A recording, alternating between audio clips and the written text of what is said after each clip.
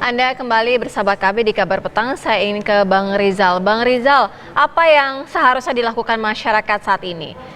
Simpan uang atau harus belanja seperti yang dianjurkan oleh pemerintah?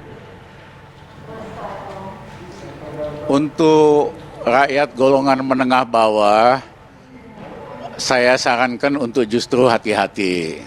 Karena apa? Kita kan nggak tahu corona ini selesainya kapan, 6 bulan lagi, 1 tahun lagi.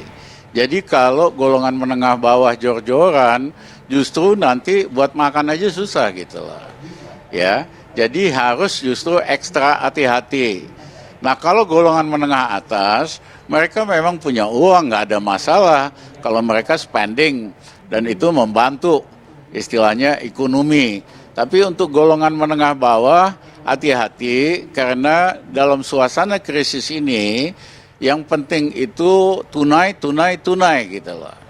Nah, karena apa? Kemampuan pemerintah untuk menolong golongan menengah bawah ini, saya bicara 40% dari rakyat kita yang paling bawah, itu payah karena nggak fokus. Ya, mereka masih mau bikin ini, bikin itu.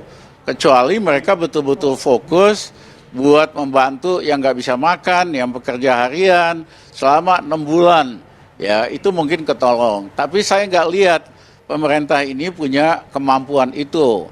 Bahkan mantan Wakil Presiden Budiono, saya baca serem sekali.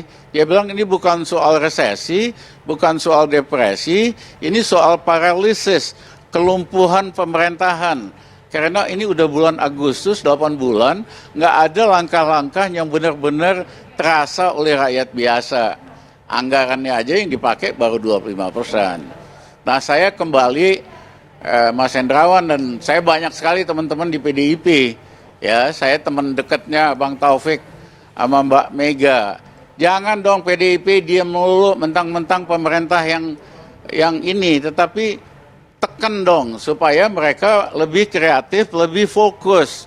Ya, jangan bikin anggaran masih buat macam-macam, fokus aja ke 3 hal tadi. Kita cukup uang kok kalau buat 3 hal itu tadi. Nah, tetapi ya karena partai pendukung paling besar PDIP ya memble, yang lainnya juga ikut-ikutan memble. Ya, jadi saya mohon maaf Pak Anton, harusnya bisa kok kita.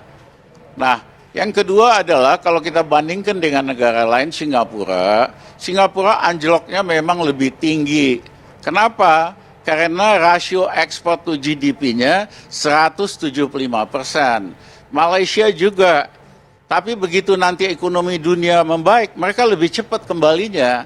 Sementara rasio ekspor ke GDP kita kurang dari 20%. Pak Hendrawan. Jadi nggak usah bangga-banggaan lah.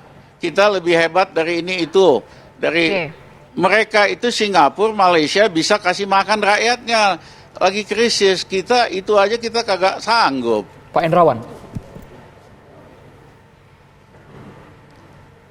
Ya, jadi sebenarnya kami di DPR ini cukup kritis ya. Jadi sudah saya katakan tadi, fraksi kami PDI Perjuangan dalam rapat-rapat tertutup itu sangat keras. Bahkan terkesan kami yang oposisi begitu.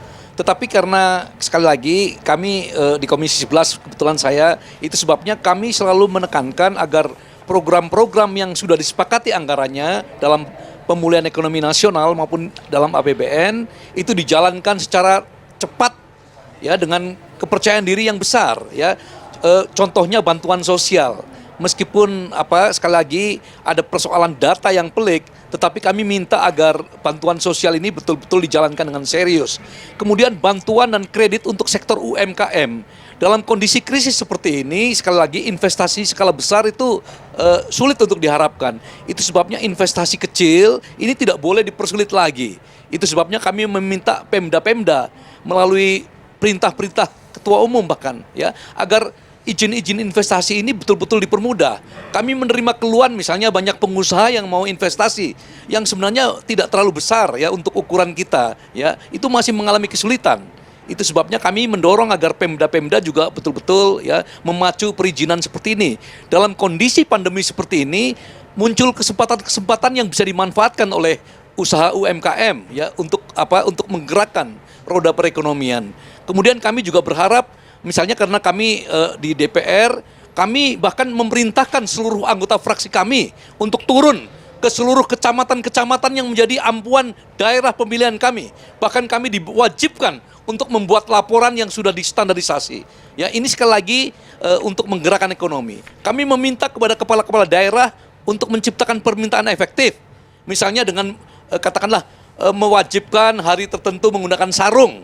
Kemudian permintaan akan sarung dan tenun meningkat di sejumlah kabupaten yang kami ampu misalnya.